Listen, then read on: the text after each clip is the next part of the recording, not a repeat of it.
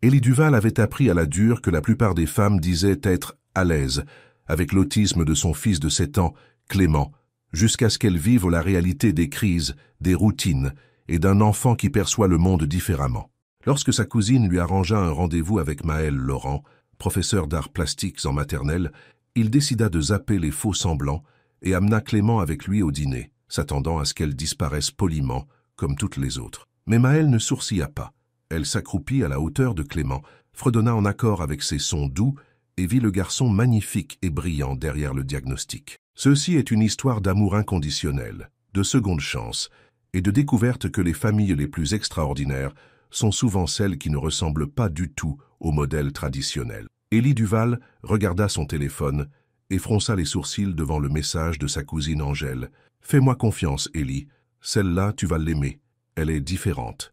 Différente. » Combien de fois avait-il entendu ça auparavant? 5, 6?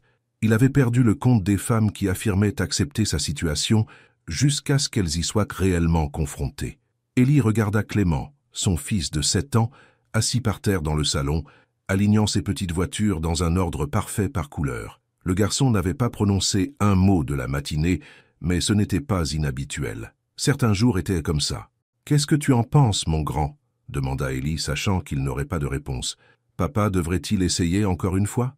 Clément continua d'arranger ses voitures, apparemment indifférent à la question. Élie soupira et passa une main dans ses cheveux foncés. À 34 ans, il avait réussi au-delà de ce que la plupart des gens pouvaient imaginer. Son entreprise technologique l'avait rendu millionnaire à 30 ans. Il vivait dans une belle maison, dans un quartier résidentiel prisé. Il avait tout ce que l'argent pouvait acheter. Mais il était seul. Après que Julie, la mère de Clément, soit partie lorsque leur fils fut diagnostiqué autiste, Élie s'était jeté à corps perdu dans 2 choses, son entreprise et son fils. Les rendez-vous amoureux étaient devenus une réflexion après coup et une expérience douloureuse. « Je n'avais pas signé pour ça », lui avait dit Julie le jour de son départ, ses valises déjà faites. « Je voulais un enfant normal, Élie, une vie normale. Je ne peux pas faire ça. » Ces mots avaient coupé plus profondément que n'importe quel couteau n'aurait pu le faire. Pas seulement pour lui, mais pour Clément qui méritait mieux. Élie regarda de nouveau son téléphone. Qu'est-ce qui faisait penser à sa cousine que cette femme, Maël Laurent, serait différente? Il fit défiler les informations qu'Angèle avait envoyées. 28 ans, professeur d'arts plastiques en maternelle, joli sourire sur sa photo. Il était sur le point de répondre à Angèle avec son excuse habituelle quand une idée le frappa. Un test, une façon de savoir avec certitude dès le départ. « Hé, Clément !» dit-il doucement. « Ça te dirait d'aller dîner avec papa ce soir ?» Maël Laurent vérifia une dernière fois son apparence dans son petit miroir de poche. Ses boucles foncées encadraient doucement son visage et elle avait gardé son maquillage minimaliste, juste assez pour rehausser ses yeux bruns chauds et ses lèvres pleines. Elle lissa sa robe d'été jaune et prit une profonde inspiration. Les rendez-vous arrangés n'étaient généralement pas son truc, mais Angèle avait été insistante, parlant de son cousin Élie comme s'il était l'homme idéal. Réussi beau, gentil. Selon Angèle, il avait tout pour plaire. Maël avait déjà entendu ça. D'après son expérience, les hommes qui semblaient parfaits sur le papier cachaient souvent des défauts. Ou il voyait son travail de professeur de maternelle et décidait qu'elle n'était pas assez ambitieuse pour eux. Pourtant, elle avait accepté de le rencontrer dans ce restaurant italien chaleureux. Après tout, qu'est-ce qu'un dîner? Elle le repéra dès qu'elle entra. Angèle lui avait montré sa photo, mais elle ne lui rendait pas justice. Élie Duval était grand, avec de larges épaules, une peau mate et un visage digne d'une couverture de magazine. Il portait une chemise boutonnée bleue simple qui soulignait sa carrure athlétique. Mais il n'était pas seul. Assis à côté de lui, il y avait un petit garçon, peut-être 6 ou 7 ans. L'enfant regardait une voiture miniature dans ses mains, faisant tourner ses roues encore et encore. Maël hésita une seconde seulement avant de s'approcher de la table. Était-ce une sorte de piège? Angèle avait-elle oublié de mentionner qu'Élie avait un enfant? Élie se leva en la voyant, son expression était réservée. « Maël, je suis Élie. Enchantée, » dit-elle avec un sourire sincère, mais ses yeux se posèrent sur le garçon. Au lieu de poser des questions, elle s'accroupit à la hauteur de l'enfant. « Hé, mon grand, c'est une jolie voiture rapide que tu as là. » Le garçon ne leva pas les yeux, mais ses doigts ralentirent sur les roues du jouet. Maël n'insista pas. Elle se redressa et prit le siège en face d'eux. « Je suis ravi de vous rencontrer tous les deux. » Quelque chose traversa le visage d'Élie, de la surprise, peut-être même du choc. Il semblait attendre qu'elle demande pourquoi l'enfant était là, mais Maëlle ouvrit simplement son menu. « Angèle m'a dit que cet endroit avait des lasagnes incroyables, dit-elle d'un ton désinvolte. « Elle a raison, répondit Élie, sa voix légèrement tendue. Clément prend habituellement les spaghettis nature avec du beurre. N'est-ce pas, mon grand ?» Le garçon, Clément, hocha la tête presque imperceptiblement, toujours concentré sur sa voiture. « Un choix classique, dit Maëlle chaleureusement. L'un de mes élèves ne mange que des aliments blancs. Les pâtes au beurre sont aussi son plat préféré. » Les sourcils d'Élie se levèrent. « Vos élèves ?»« J'enseigne les arts plastiques en maternelle, » expliqua Maëlle. « Des enfants de 4 et 5 ans pour la plupart. Chaque enfant a ses préférences. » Le serveur vint prendre leur commande. Maëlle remarqua comment Élie spécifiait exactement comment les spaghettis de Clément devaient être préparés. Sans sauce, beurre à part, pâte pas trop molle, mais pas trop ferme. Le serveur nota tout sans commentaire. Pendant qu'ils attendaient à leur nourriture, Maëlle raconta sa journée à l'école, comment un petit garçon ne voulait peindre qu'en bleu, quelle que soit la consigne. Comment un autre enfant avait besoin que sa nourriture soit séparée par couleur dans l'assiette. « C'est incroyable comme chaque enfant a sa propre façon de voir le monde, » dit-elle. « J'essaie de les rencontrer là où ils sont, vous savez. » Clément commença à se balancer légèrement sur sa chaise, un doux mouvement de va-et-vient. Maëlle ne le fixa pas et ne commenta pas. Au lieu de cela, elle fouilla dans son sac à main et en sortit un petit carnet et un stylo. « Tu voudrais dessiner pendant que nous attendons la nourriture ?» demanda-t-elle, les plaçant sur la table près de Clément sans les lui imposer. Après un moment, Clément posa sa voiture et prit le stylo. Il commença à tracer des lignes précises et droites sur le papier. Élie regarda son fils, puis regarda Maëlle avec une expression qu'elle ne pouvait pas tout à fait déchiffrer. « Tu es doué avec lui, » dit-il doucement. Maëlle haussa les épaules. « J'essaie juste de faire attention. » Leurs plats arrivèrent, et Maëlle remarqua comment Clément arrêta de dessiner immédiatement, posant le stylo exactement parallèle au bord de la table. Il inspecta soigneusement ses spaghettis avant de prendre une bouchée. « Alors, » dit Élie tandis qu'il mangeait, « Angèle ne t'a pas dit que j'amènerais mon fils ?»« Non, » admit Maëlle, « mais je suis contente que tu l'aies fait. Il a l'air d'être un garçon formidable. » « Il l'est. » La voix d'Élie s'adoucit. « Il est aussi autiste. »« Cela te dérange-t-il » Maëlle le regarda droit dans les yeux. « Pourquoi cela me dérangerait-il » Quelque chose changea dans l'expression d'Élie, comme un mur qui commençait à s'effondrer. La plupart des femmes disent que non, au début. « Je ne suis pas la plupart des femmes, » dit simplement Maëlle, « et je ne dis pas ça pour t'impressionner. J'ai grandi avec un cousin qui est sur le spectre de l'autisme. De plus, je travaille avec toutes sortes d'enfants tous les jours. Chaque enfant est différent. Chaque enfant est parfait tel qu'il est. » Clément fredonna doucement en mangeant, un son tranquille et répétitif. Sans y penser, Maëlle lui répondit en fredonnant, en accord avec sa tonalité. Le garçon fit une pause, puis continua son fredonnement à une hauteur légèrement différente. Maëlle le suivit. Cela devint un doux va-et-vient, comme une conversation sans mots. Élie les regarda, sa fourchette suspendue à mi-chemin de sa bouche, ses yeux écarquillés. « Désolé, » dit Maëlle, réalisant ce qu'elle faisait. « Parfois je... » « Non, » l'interrompit Élie. « Ne t'excuse pas. C'est juste... Il semblait à court de mots. Tu es la première personne à avoir fait ça avec lui, à part moi. » Ils terminèrent leur repas avec une conversation agréable. Maëlle raconta des histoires sur ses aventures en classe, faisant rire Élie plus d'une fois. Elle ne posa pas de questions indiscrètes sur la mère de Clément, ni d'interrogations invasives sur son état. Au lieu de cela, elle l'inclut simplement, lui offrant un crayon de couleur quand elle le vit lorgner son sac à main, où elle gardait toujours un petit paquet. Quand il fut temps de partir, Élie paya l'addition, malgré les protestations de Maëlle. « C'était bien, dit-il alors qu'ils marchèrent vers le parking. « Vraiment bien. »« J'ai passé un bon moment aussi, » répondit Maëlle honnêtement. Puis quelque chose d'inattendu se produisit. Clément, qui marchait légèrement derrière eux, tendit la main et prit celle de Maëlle. Ses petits doigts s'enroulèrent autour des siens timidement. Élie s'arrêta de marcher, fixant leurs mains jointes avec étonnement. « C'est bon ?» demanda Maëlle doucement à Clément, lui donnant toutes les chances de retirer sa main s'il le voulait. Le garçon hocha la tête, ses yeux toujours rivés au sol. « Il ne fait jamais ça, » murmura Élie, la voix empreinte d'émotion. « Il n'initie jamais le contact avec des inconnus. Je suppose que je ne suis plus une inconnue, » dit Maëlle avec un sourire. Ils atteignirent sa voiture les premiers.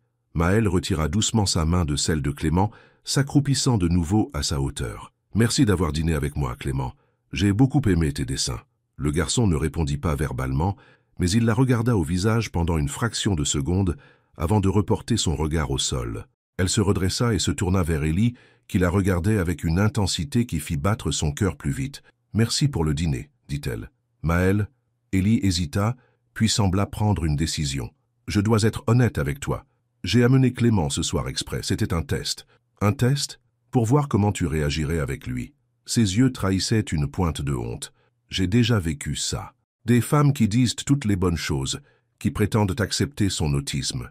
Puis elles s'éloignent lentement quand elles réalisent ce que cela signifie réellement au quotidien. » Maël hocha lentement la tête. « Je comprends pourquoi tu serais prudent. Tu n'as pas à prétendre être à l'aise avec tout ça, » continua Élie, sa voix basse et sérieuse. « J'ai appris comment cette histoire se termine. » Maël le regarda, puis regarda Clément, qui traçait le motif sur la portière de sa voiture avec un doigt. « Je ne fais pas semblant, » dit-elle fermement mais doucement. « J'ai été élevée par une mère qui n'a jamais détourné le regard quand les choses devenaient compliquées.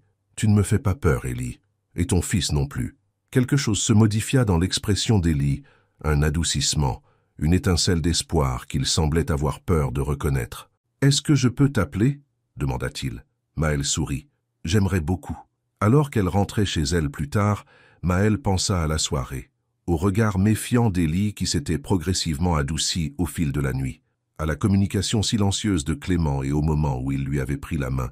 Elle ne s'était attendue à rien de tout cela lorsqu'elle avait accepté le rendez-vous arrangé par Angèle, mais d'une certaine manière, cela semblait juste. Comme le début de quelque chose d'important. Le lendemain matin, Élie ne pouvait s'empêcher de penser à Maël, la façon dont elle s'était accroupie à la hauteur de Clément sans hésitation, la façon dont elle avait fredonné avec lui, dessiné avec lui, tenu sa main, pas de malaise, pas de sourire forcé ni de regard de pitié. « Elle est différente » murmura-t-il, faisant écho au message d'Angèle. Clément était à la table de la cuisine, arrangeant méthodiquement ses céréales en spirale. « Qu'as-tu pensé de Maël » demanda Élie sans vraiment s'attendre à une réponse. À sa surprise, Clément leva les yeux. « Gentille » dit-il doucement, avant de retourner à ses céréales. Élie faillit laisser tomber sa tasse de café. Clément parlait quand il le voulait, mais offrait rarement des opinions sur les gens. Ce simple mot lui semblait être un miracle. Il prit son téléphone et trouva le numéro de Maël. Il était trop tôt pour appeler, mais il pouvait envoyer un message. « Merci pour la nuit dernière » tapa-t-il. « Clément et moi avons vraiment aimé te rencontrer. » Il hésita, puis ajouta « Voudriez-vous nous rejoindre pour un pique-nique ce week-end ? Samedi au parc des Tilleuls, vers midi ?» Il envoya le message avant de trop y penser. À sa surprise, la réponse vint presque immédiatement. « J'adorerais ça. Dois-je apporter quelque chose ?» Élie sourit. Pour la première fois depuis des années, il sentit une lueur d'espoir naître en lui. Peut-être, juste peut-être, avait-il trouvé quelqu'un qui pouvait les accepter, lui et son fils, exactement tels qu'ils étaient. Ce qu'il ne savait pas, c'est que ce pique-nique ne serait que le début d'un voyage qui changerait leurs 3 vies pour toujours. Le samedi arriva avec un temps parfait, ensoleillé mais pas trop chaud, avec une légère brise qui faisait bruisser les feuilles au parc des Tilleuls. Élie étendit une grande couverture bleue sur l'herbe, prenant soin de choisir un endroit sous un arbre ombragé, loin de l'air de jeu bondé. « C'est bon, mon grand ?» demanda-t-il à Clément, qui serrait fort sa voiture miniature préférée. Clément hocha la tête, ses yeux scannant le parc avec anxiété. Les nouveaux endroits étaient toujours un défi pour lui, mais ils étaient déjà venus dans ce parc, et Élie avait délibérément choisi leur endroit habituel. « Maël sera bientôt là, » dit Élie, essayant de paraître décontracté même si son propre estomac papillonnait de nervosité. Il n'avait pas ressenti cela pour une femme depuis des années, peut-être jamais. Il avait préparé les aliments préférés de Clément, des sandwichs au jambon-fromage sans croûte, des tranches de pommes et la marque spécifique de petites briques de jus que Clément préférait. Il avait aussi apporté quelques fournitures d'art, se souvenant comment Clément avait dessiné avec Maël au restaurant. « La voici », dit Élie, apercevant Maël qui marchait vers eux sur le sentier. Elle portait un jean et un simple t-shirt vert, ses boucles attachées en queue de cheval. Elle portait une petite glacière et un sac fourre-tout en bandoulière. « Salut » appela-t-elle, saluant de la main en approchant. « Désolé si je suis un peu en retard. »« Tu es pile à l'heure » dit Élie se levant pour la saluer. Il voulait la prendre dans ses bras mais se contenta d'un sourire, ne sachant pas où ils en étaient. Maël n'hésita pas. Elle posa ses affaires et s'accroupit devant Clément, qui était assis en tailleur sur la couverture. « Salut Clément. J'ai apporté quelque chose que je pense que tu pourrais aimer. » Elle fouilla dans son sac fourre-tout et en sortit une petite boîte. « Puis-je te montrer ?» Clément ne la regarda pas directement mais hocha la tête. Maël ouvrit la boîte pour révéler un ensemble de voitures miniatures colorées, chacune légèrement différente des autres. « Celle-ci appartenait à mon cousin », expliqua-t-elle. « Il a grandi maintenant, mais il les adorait quand il avait ton âge. Je me suis dit que tu pourrais peut-être les ajouter à ta collection, si tu veux. » Clément fixa les voitures, les yeux écarquillés. Lentement, il tendit la main et en toucha une voiture de sport rouge brillante avec des rayures noires. « Rouge », dit-il doucement. « C'est ça », sourit Maël. « Elle est rouge comme un camion de pompiers. » Élie regarda avec étonnement Clément soulever soigneusement la voiture rouge et l'examiner, la retournant dans ses mains. Puis, à la grande surprise d'Élie, son fils regarda directement Maël. « Merci », dit-il clairement, avant de reporter son attention sur la voiture. Le sourire de Maël s'élargit, mais elle n'en fit pas toute une histoire. Elle dit simplement « De rien, Clément », et alla s'asseoir sur la couverture, lui laissant de l'espace. Élie pouvait à peine parler. Clément avait parlé directement à Maël, 2 fois déjà, et l'avait même regardé dans les yeux. Il avait fallu des mois à sa propre mère pour obtenir ce genre de réaction. C'était, commença-t-il, la voix empreinte d'émotion. « C'est un garçon formidable », dit simplement Maël, déballant sa glacière. « J'ai apporté des fraises et des biscuits faits maison. J'espère que ça va. » Élie hocha la tête, encore en train de digérer ce qu'il venait de voir. « C'est plus que bien, c'est parfait. » Le pique-nique se déroula mieux qu'Élie n'aurait pu l'imaginer. Clément resta tranquillement assis, alignant ses nouvelles voitures avec celles qu'il avait apportées, faisant occasionnellement de doux bruits de moteur. Il mangea son sandwich exactement comme il le faisait toujours, d'abord la moitié droite, puis la gauche, avec 3 gorgées de jus entre les deux. Maël ne sourcilla pas devant sa routine. Elle discuta facilement avec Élie de son travail, lui posant des questions sur son entreprise, riant de ses histoires. Elle avait un rire chaleureux qui faisait plisser le coin de ses yeux. « Alors, qu'est-ce que ton entreprise fait exactement ?» demanda-t-elle, mordant dans une fraise. « Nous développons des logiciels éducatifs », expliqua Élie, « spécifiquement pour les enfants ayant des besoins d'apprentissage différents. »« Vraiment ?» Maël parut sincèrement intéressé. « C'est incroyable. » Élie haussa modestement les épaules. « Ça a commencé à cause de Clément.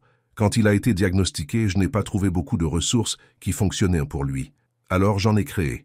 C'est ainsi que naissent les meilleures idées, » dit Maël. « Tu as vu un besoin et tu l'as comblé.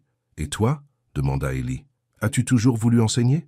Maël hocha la tête. « Depuis que je suis petite. Ma mère était aussi enseignante, professeure de français au lycée. J'ai préféré les plus petits, par contre. Ils sont si honnêtes, tu sais, sans faux semblant.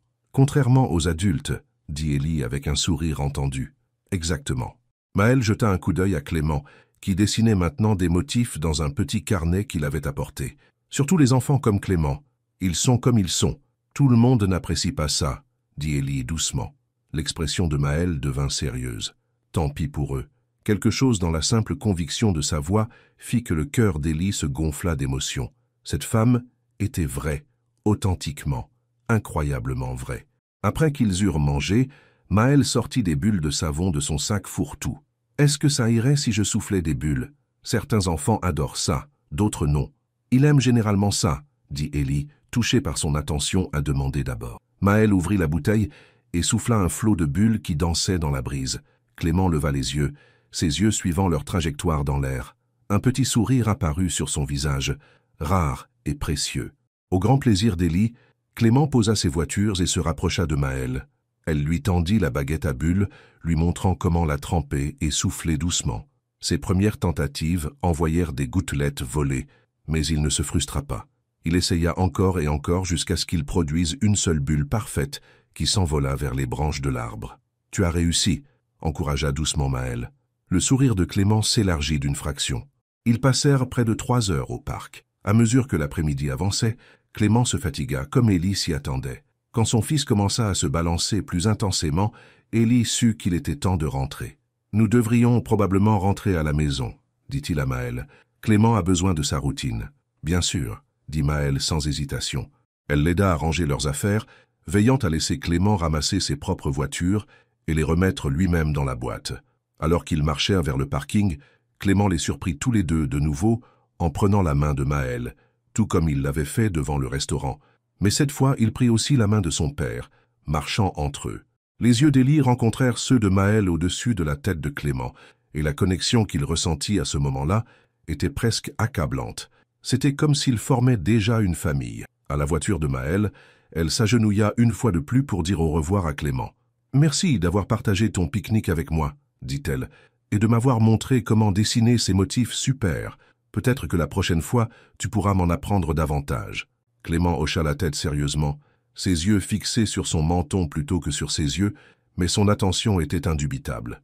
Quand elle se leva pour dire au revoir à Élie, il se retrouva à chercher ses mots. « C'était... » commença-t-il. « Merveilleux, » termina-t-elle pour lui avec un sourire. « Oui, » acquiesça-t-il, « merveilleux. » Il y eut un moment de silence un peu gênant avant que Maëlle ne reprenne la parole. « Je suis libre le week-end prochain aussi, » dit-elle. « Si vous vouliez faire quelque chose tous les deux. » Élie sentit un soulagement l'envahir. « Nous aimerions beaucoup, vraiment beaucoup. » Alors qu'il rentrait chez lui avec Clément, Élie ne pouvait s'arrêter de sourire. Pour la première fois depuis des années, il sentait l'espoir fleurir dans sa poitrine. L'espoir que peut-être, juste peut-être, il avait trouvé quelqu'un qui pouvait vraiment accepter son fils et lui, exactement tels qu'ils étaient. Au cours des semaines suivantes, Maëlle devint une partie régulière de leur vie. Après le pique-nique vint une sortie au musée pour enfants, où Maëlle savait exactement quelles expositions seraient trop accablantes pour Clément et lesquelles il apprécierait. Puis un après-midi tranquille chez Élie, où Maëlle aida Clément à créer un magnifique projet artistique avec des empreintes de main peintes. À chaque rencontre, Clément se sentait plus à l'aise avec sa présence. Il avait toujours ses moments difficiles. Une crise au musée quand un groupe d'enfants bruyants est passé en courant, un jour où il refusa de parler du tout. Mais Maëlle ne sourcillait jamais, ne semblait jamais dépassée ou prête à fuir. Au lieu de cela, elle semblait comprendre intuitivement ce dont Clément avait besoin. De l'espace parfois, une douce réassurance à d'autres moments, et occasionnellement, la liberté d'exprimer sa frustration sans jugement. Un soir, après que Clément fut couché, Élie et Maëlle s'assirent sur sa terrasse arrière, regardant le coucher de soleil et sirotant des verres de vin. « Comment as-tu fait pour être si doué ?» demanda Élie. « Avec Clément, je veux dire. » Maëlle sourit. « Je t'ai parlé de mon cousin, n'est-ce pas? Antoine. Il a 10 ans de plus que moi et il est aussi sur le spectre de l'autisme. En grandissant, j'ai vu comment les gens le traitaient, comme s'il était brisé d'une manière ou d'une autre. Mais ma tante ne l'a jamais vu de cette façon. Elle a toujours dit qu'il était parfait tel qu'il était, juste, câblé différemment. » Elle but une gorgée de son vin avant de reprendre. « Je crois que j'ai appris d'elle. Et puis, dans mon enseignement, j'ai travaillé avec toutes sortes d'enfants. Chaque enfant a sa propre façon d'expérimenter le monde. Certains ont simplement des expériences plus intenses que d'autres. » Élie hocha la tête, la gorge serrée par l'émotion. La mère de Lucas ne l'a pas vu de cette façon. Maëlle resta silencieuse, lui laissant l'espace nécessaire s'il voulait continuer. « Sophie est partie 6 mois après son diagnostic, » dit Élie, les mots encore douloureux à prononcer. Elle a dit qu'elle ne pouvait pas le supporter, que ce n'était pas ce à quoi elle s'était engagée. Comme si notre fils était un produit défectueux qu'elle pouvait retourner. « Je suis désolé, » dit Maëlle doucement. « Cela a dû être incroyablement difficile pour vous deux. »« Oui, ça l'a été. Ça l'est encore parfois. » Élie regarda la fenêtre assombrie de la chambre de Lucas. « Il ne pose plus beaucoup de questions à son sujet. Je ne sais pas si c'est mieux ou pire. Vous avez fait un travail formidable avec lui, » dit Maëlle. « C'est un garçon merveilleux, lumineux et sensible. Quiconque ne pouvait pas voir cela manquait quelque chose de beau. » Élie se tourna pour la regarder, frappé une fois de plus par son authenticité. Dans la douce lueur de la lumière du porche, son visage était ouvert et bienveillant, ses yeux reflétant une profondeur de compréhension qui le toucha profondément. « Maëlle, » dit-il, posant son verre, « il faut que je te dise quelque chose. » Elle attendit, son expression curieuse, mais patiente. « Ces dernières semaines ont été incroyables. Tu es incroyable, et je suis terrifiée. »« Terrifiée ?» répéta-t-elle, son front se plissant. « Oui. » Il prit une profonde inspiration. « Parce que je commence à avoir des sentiments pour toi, de vrais sentiments. Et chaque fois que c'est arrivé auparavant, ça s'est terminé avec Lucas qui a été blessé. » Maëlle tendit la main à travers l'espace qui les séparait et prit la sienne. Ses doigts étaient chauds et fermes contre les siens. « Je comprends pourquoi tu as peur, » dit-elle. « Mais Élie, je ne pars nulle part. Je tiens à Lucas, et je tiens aussi beaucoup à toi. » La sincérité dans sa voix fit s'accélérer son cœur. « Vraiment ?» Elle hocha la tête, un petit sourire jouant au coin de ses lèvres. « Oui, plus que ce à quoi je m'attendais, honnêtement. Mais il faut que tu saches quelque chose aussi. »« Quoi donc ? » ?»« Je ne fais pas de promesses à la légère. Quand je dis que je ne pars nulle part, je le pense. Je suis là-dedans, quoi que cela devienne, avec vous deux. Pas seulement avec toi, pas seulement avec Lucas, avec vous deux. Élie sentit quelque chose bouger en lui, comme une porte verrouillée qui s'ouvrait enfin. Avant qu'il ne puisse y réfléchir, il se pencha et l'embrassa. Un baiser doux et interrogateur qui demandait plutôt qu'il n'exigeait. Maël répondit immédiatement, ses lèvres douces contre les siennes, sa main serrant ses doigts. Quand ils se séparèrent, ils souriaient tous les deux. « Je voulais faire ça depuis notre pique-nique », admit Élie. « Qu'est-ce qui t'a pris si longtemps ?» taquina Maël, ses yeux pétillants. Il rit, se sentant plus léger qu'il ne l'avait été depuis des années. La peur, surtout, mais tu rends difficile de rester effrayé. Ils parlèrent pendant des heures cette nuit-là, de tout et de rien, de leur enfance, de leurs rêves, de leurs films et livres préférés. Maël lui raconta ses parents, tous deux professeurs, qui lui avaient inculqué l'amour de l'apprentissage et un profond respect pour toutes sortes d'esprits. Élie partagea des histoires de Lucas bébé, avant le diagnostic, et après, les défis et les triomphes. Quand Maël dit finalement qu'elle devait rentrer, il était bien après minuit. Élie la raccompagna à sa voiture, leurs doigts entrelacés. « Je peux te revoir demain ?» demanda-t-il, ne voulant pas la laisser partir. « J'ai école jusqu'à 3 heures, dit-elle. Mais après ça, oui. » Il l'embrassa de nouveau, plus longuement cette fois, essayant de transmettre par ses actions ce qu'il n'était pas encore prêt à dire avec des mots. « Bonne nuit, Élie, » murmura-t-elle contre ses lèvres. « Bonne nuit, Maël. » Alors qu'il la regardait s'éloigner en voiture, Élie se sentit de nouveau comme un adolescent, fou de joie, nerveux, plein de possibilités. Mais il y avait aussi autre chose, quelque chose de plus profond et de plus substantiel que la simple attirance. Cela ressemblait au début de quelque chose de réel, quelque chose de durable. Le lendemain, Élie ne put se concentrer sur son travail. Ses pensées ne cessaient de vagabonder vers Maël. Son sourire, son rire, le contact de ses lèvres contre les siennes.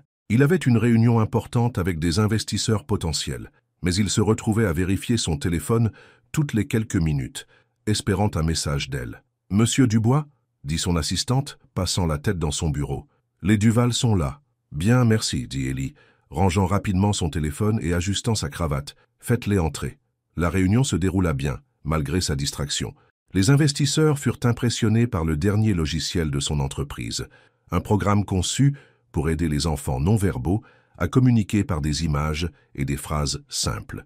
Il avait été inspiré par les premières difficultés de Lucas à parler, bien qu'Élie ne l'ait pas mentionné pendant la présentation. Dès que les Duval partirent, Élie vérifia de nouveau son téléphone. Il y avait un message de Maël. « Je n'arrête pas de penser à hier soir. Hâte de te voir tout à l'heure. Ça te dit 16 heures chez toi ?» Élie sourit en tapant sa réponse. « Parfait. Lucas sera ravi. Moi aussi. » Il termina son travail plus tôt et rentra chez lui pour préparer. Il ne voulait rien de fantaisiste. Maël n'était pas ce genre de femme, mais il voulait que la soirée soit spéciale. Il s'arrêta à l'épicerie pour acheter les ingrédients de son seul repas décent, des pâtes avec du poulet grillé et des légumes. Lucas mangerait les pâtes natures au beurre, comme toujours. Il alla chercher Lucas à son programme scolaire adapté à 15h30. Son fils semblait passer une bonne journée, rapporta l'aide éducatrice. Il avait participé à l'activité de groupe et avait même aidé un autre enfant avec un puzzle. Il a demandé quand il pourrait revoir mademoiselle Maël, dit l'aide éducatrice avec un sourire. C'est nouveau. Élie ressentit un élan de fierté et d'espoir. Elle vient aujourd'hui, en fait. Ça explique le sourire qu'il a aux lèvres. Sur le chemin du retour, Élie jeta un coup d'œil dans le rétroviseur à son fils qui regardait par la fenêtre avec un intérêt inhabituel. « Maël arrive bientôt, mon loulou. Tu es excité ?» Lucas hocha la tête, ses doigts tapant un rythme sur son genou. « Elle apporte des couleurs, dit-il doucement. » Élie n'était pas sûr de ce que son fils voulait dire exactement, mais le sentiment le toucha profondément. Maël apportait bel et bien de la couleur, à l'heure de vie. À la maison, Élie commença les préparatifs du dîner pendant que Lucas arrangeait ses petites voitures sur la table basse, un rituel qu'il effectuait chaque jour après l'école. La sonnette retentit précisément à 16 heures. Lucas leva les yeux brillants. « Maël, » dit-il, et il se leva de ses voitures, ce qu'il faisait rarement avant d'avoir terminé son arrangement. Élie ouvrit la porte et trouva Maël, souriante et tenant un petit sac cadeau. « Salut !» dit-elle, une légère rougeur colorant ses joues. « Salut !» répondit-il, se sentant soudainement timide lui-même. Avant qu'aucun d'eux ne puisse ajouter un mot, Lucas apparut aux côtés d'Élie. « Maël !» dit-il de nouveau, sa voix plus forte que d'habitude. « Salut, Lucas !» dit-elle chaleureusement, s'accroupissant à sa hauteur comme elle le faisait toujours. « Je t'ai apporté quelque chose. » Elle tendit le sac cadeau. Lucas le prit avec précaution et jeta un coup d'œil à l'intérieur. Il en sortit un petit ensemble de marqueurs spéciaux, ceux qui changèrent de couleur au fur et à mesure que l'on dessinait. « Change couleur », dit-il avec un plaisir évident. « C'est ça. » Maël hocha la tête. « J'ai pensé qu'on pourrait les essayer ensemble, si tu veux. » Lucas hocha la tête avec enthousiasme, se dirigeant déjà vers la table de la cuisine où il dessinait habituellement. Maël se leva, croisant le regard d'Élie avec un sourire. « Salut », dit-elle de nouveau. Cette fois, il n'hésita pas. Il la tira dans une douce étreinte, respirant le subtil parfum floral de son shampoing. « Tu m'as manqué », murmura-t-il contre ses cheveux. « Ça ne fait qu'1 jour », rit-elle doucement. « Trop long », répondit-il à moitié en plaisantant. Ils rejoignirent Lucas à table, le regardant expérimenter les nouveaux marqueurs, son visage montrant une animation rare, tandis que les couleurs changeaient sous ses yeux. « C'est incroyable », dit Élie en essayant un lui-même. « Où les as-tu trouvés ?»« Au magasin de fournitures artistiques près de mon école », expliqua Maël. « Je les utilise parfois avec mes élèves. Ils sont particulièrement bons pour les enfants qui aiment les motifs prévisibles, mais apprécient aussi les surprises. » Élie secoua la tête, émerveillé. « Tu penses toujours à ce qui marchera pour lui ?» Maël haussa les épaules, mais ses yeux étaient sérieux quand elle répondit « C'est ce qu'on fait quand on tient à quelqu'un. On essaye de comprendre son monde. » La soirée se passa dans une harmonie confortable. Ils dînèrent ensemble, Maël louant les talents culinaires d'Élie, tandis que Lucas consommait méthodiquement ses pâtes nature. Ensuite, ils firent tous des dessins avec les nouveaux marqueurs, Lucas créant des motifs complexes, tandis qu'Élie et Maël tentèrent de se surpasser avec des dessins de plus en plus farfelus qui faisaient glousser Lucas. Un son encore assez rare pour être miraculeux. Quand vint l'heure du bain et de la routine du coucher de Lucas, Maël proposa de lui lire une histoire pendant qu'Élie nettoyait la cuisine. Il pouvait entendre sa voix depuis la salle de bain, faisant différents sons pour chaque personnage du livre préféré de Lucas sur les trains. Plus tard, alors qu'Élie bordait son fils, Lucas parut inhabituellement pensif. « Qu'est-ce qu'il y a, mon loulou ?» demanda Élie. Lucas resta silencieux un instant, puis dit clairement « Maël reste ». Le cœur d'Élie fit un bond. « Tu veux que Maël reste? Qu'elle soit notre amie ?» Lucas hocha la tête sérieusement. « Rester pour toujours. » Les larmes montèrent aux yeux d'Élie. « J'aimerais ça aussi, Lucas. J'aimerais beaucoup ça. » Quand il revint au salon, Maël était assise sur le canapé, feuilletant un album photo qu'elle avait trouvé sur l'étagère. « Pardon, » dit-elle, le refermant rapidement. « Je ne voulais pas fouiner. »« Ce n'est rien, » dit Élie, s'asseyant à côté d'elle. « Pas de secret là-dedans. Juste de vieilles photos. » Maël rouvrit l'album, montrant une photo de Lucas bébé. Il était magnifique. Il l'est toujours. « Oui ?» Élie acquiesça, puis hésita avant d'ajouter « Il vient de dire quelque chose d'intéressant. »« Ah oui ?» Il a dit « Maël reste » et ensuite « Rester pour toujours ». Les yeux de Maël s'écarquillèrent. « Il a dit ça? Ces mots exacts ?» Élie hocha la tête. « C'est la phrase la plus complexe qu'il ait prononcée depuis des mois, et certainement la première fois qu'il exprime une préférence pour quelqu'un dans nos vies. » Maël resta silencieuse un instant, les yeux brillants de larmes non versées. « C'est... je ne sais même pas quoi dire. »« Tu n'as rien à dire, » dit Élie, lui prenant la main. « Sache juste qu'il ressent la même chose que moi. Nous te voulons tous les deux dans nos vies, Maël. Aussi longtemps que tu voudras être là. » Elle lui serra la main, sa voix douce mais sûre quand elle répondit « Alors je suppose que je reste, parce qu'il n'y a nulle part ailleurs où je préférerais être. » Alors que la soirée s'approfondissait dans la nuit, ils restèrent assis côte à côte sur le canapé, parlant doucement, partageant de doux baisers, construisant les fondations de quelque chose qu'aucun d'eux n'avait osé espérer quelques semaines auparavant. Ce qu'aucun d'eux ne savait, c'est que leur bonheur nouvellement trouvé allait bientôt faire face à un défi inattendu, un défi qui mettrait à l'épreuve la force de leur lien croissant de manière qu'ils ne pouvaient imaginer. 2 mois s'étaient écoulés depuis ce premier dîner, et Maël était devenue un pilier dans la maison du bois. Elle passait la plupart des week-ends avec Élie et Lucas, et de nombreuses soirées en semaine aussi.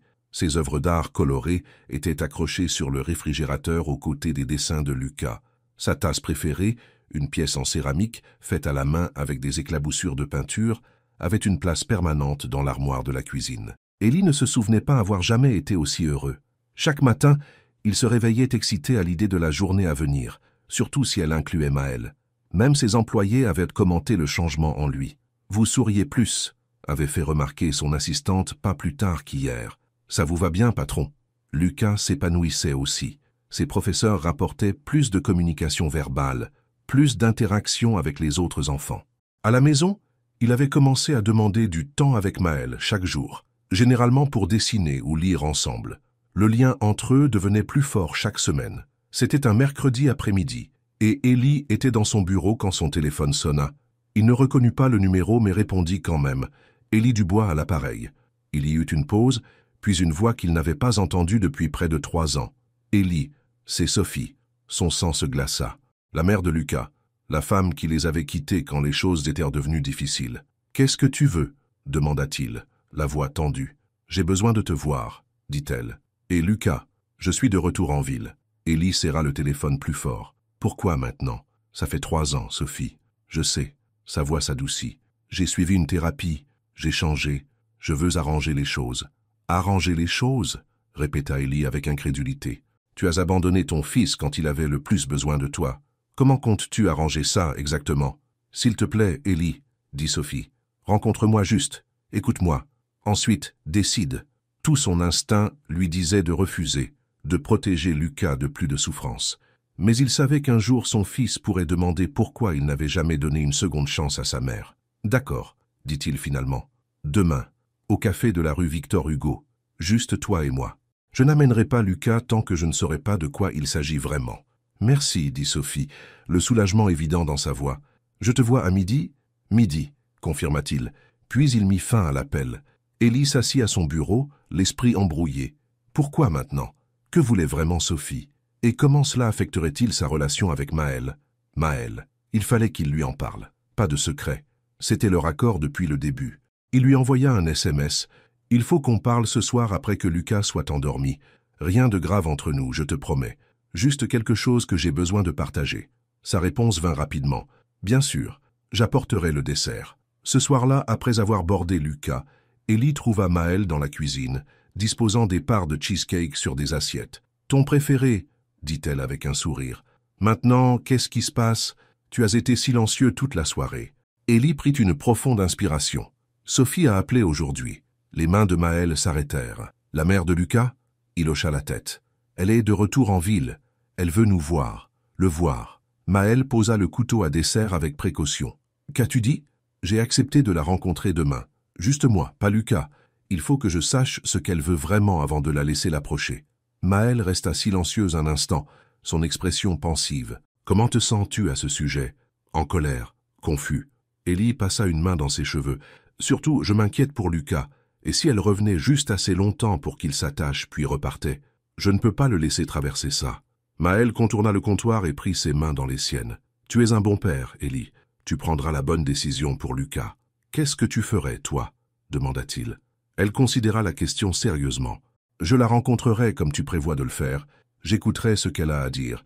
Les gens peuvent changer, parfois, mais je serai très prudente avant d'impliquer Lucas, jusqu'à ce que je sois sûre que ses intentions soient sincères. » Ellie hocha la tête, reconnaissant pour sa perspective équilibrée. « C'est mon plan. Tu veux que je vienne avec toi ?» proposa Maël. « Non, » dit-il après un instant. « Je pense que c'est quelque chose que je dois faire seul. Mais merci. » Ils s'assirent à la table de la cuisine, mangeant du cheesecake qu'aucun d'eux ne goûtait vraiment, discutant des possibilités. Et si Sophie avait vraiment changé? Et si elle voulait de nouveau faire partie de la vie de Lucas? Comment cela affecterait-il leur nouvelle dynamique familiale? « Quoi qu'il arrive, » dit Maël fermement, « je suis là, pour vous deux. » Ellie la regarda à travers la table, cette femme qui était entrée dans leur vie et les avait acceptés tous deux sans réserve. « Je t'aime, » dit-il soudain, les mots lui échappant avant qu'il ne puisse y réfléchir. Les yeux de Maël s'écarquillèrent, puis s'adoucirent. « Je t'aime aussi, » répondit-elle sans hésitation. « Et Lucas, vous deux. » C'était la première fois qu'aucun d'eux ne prononçait ces mots à voix haute, bien que le sentiment se soit développé depuis des semaines. Ellie tendit la main à travers la table pour prendre la sienne, ressentant un ancrage au milieu de mers incertaines. Le café était très fréquenté à midi le lendemain. Ellie arriva tôt, choisissant une table dans un coin où il pourrait parler en privé.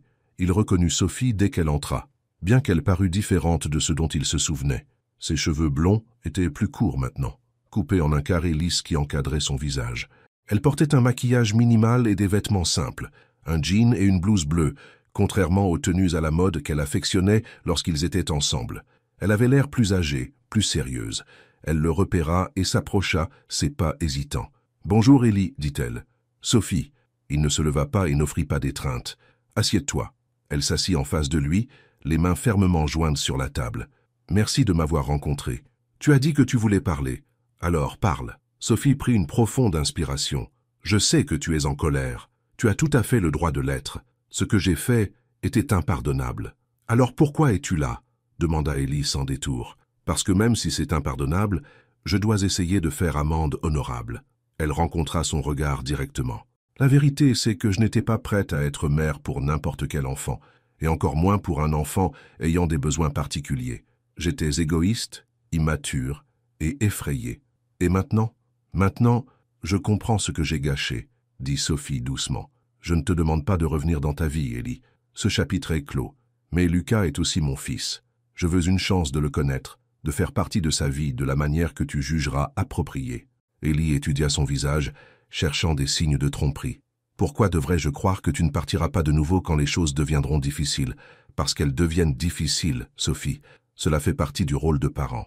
Je sais, elle hocha la tête. Je ne peux pas te le prouver avec des mots, seulement avec des actions, avec le temps. Mais je suis déterminé à faire le nécessaire. Elle fouilla dans son sac à main et en sortit un dossier. J'ai appris sur l'autisme. J'ai suivi des cours sur le soutien aux enfants ayant des besoins particuliers. Je veux comprendre son monde. Ellie prit le dossier à contre-cœur. À l'intérieur se trouvaient des certificats d'ateliers parentaux, des articles sur l'autisme, des notes manuscrites de Sophie sur les besoins sensoriels et les stratégies de communication. C'est complet, admit-il. Je suis sérieuse à ce sujet, Ellie, dit Sophie, se penchant en avant. Je sais que je ne mérite pas une seconde chance, mais Lucas mérite de savoir que sa mère l'aime, même si elle a commis de terribles erreurs. Ellie sentit sa résolution vaciller. Il s'était attendu à des excuses, peut-être même à des accusations, pas à cette humble reconnaissance de ses torts. Comment cela fonctionnerait-il? Demanda-t-il avec prudence. En pratique, comme tu le souhaites, dit Sophie rapidement. Des visites supervisées au début, bien sûr, de courte durée, à tes conditions. Je ne veux pas perturber sa routine ni le confondre. Je veux juste une chance d'être présente dans sa vie. Il est différent de ce dont tu te souviens, prévint Ellie. Il parle plus maintenant, mais a toujours une communication verbale limitée. Il a des routines très spécifiques qui ne peuvent être perturbées. Il n'aime pas être touché sans permission. Sophie hocha la tête, assimilant l'information. Je veux apprendre qui il est maintenant, pas qui j'attendais qu'il soit. Ellie se recula partagée. Une partie de lui, celle qui se souvenait de Sophie partant sans se retourner, voulait refuser. Mais une autre partie savait qu'un jour, Lucas aurait des questions sur sa mère. « J'ai besoin d'y réfléchir », dit-il finalement, « et j'ai besoin d'en parler à certaines personnes d'abord. » Bien sûr, Sophie acquiesça volontiers. « Prends tout le temps dont tu as besoin. Voici mon numéro et l'endroit où je loge. Je serai en ville pendant au moins un mois. » Alors qu'ils se séparaient devant le café, Sophie hésita puis demanda « Comment va-t-il? Vraiment ?» L'expression d'Ellie s'adoucit légèrement. Il est incroyable, intelligent, observateur, aimant à sa manière. Il a commencé à dessiner. Il est vraiment doué pour ça. Sophie sourit, les yeux humides. Merci de me dire ça, et merci de l'avoir si bien élevé. Elle s'éloigna, laissant Ellie avec plus de questions que de réponses. Il sortit son téléphone et appela Maëlle. « Comment ça s'est passé ?» demanda-t-elle immédiatement. « Étonnamment, bien, » admit-il. « Peux-tu passer ce soir? J'ai besoin de ton avis. »« Je serai là, » promit-elle. Ce soir-là, après que Lucas se soit endormi, Ellie et Maëlle s'assirent sur le canapé du salon pendant qu'il racontait sa rencontre avec Sophie. « Elle semble sincère, » dit Maëlle quand il eut fini. « Mais il est naturel d'être prudent. »« Qu'est-ce que tu ferais ?»